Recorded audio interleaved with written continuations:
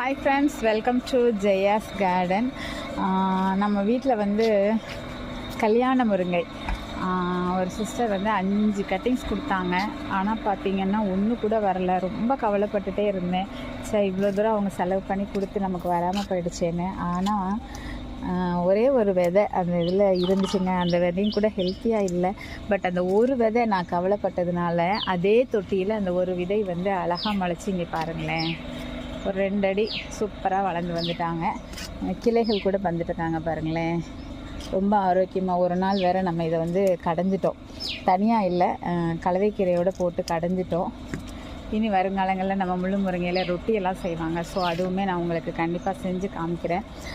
எது எப்படியோ நம்ம வந்து கவலைப்பட்டோம் அப்படின்னாக்க இயற்கை வந்து நமக்கு அதுக்கான ஒரு ரெமடியை கொடுத்துருவோங்க. அதுதாங்க இயற்கை. ஸோ இயற்கையை நம்ம நேசிப்போம்.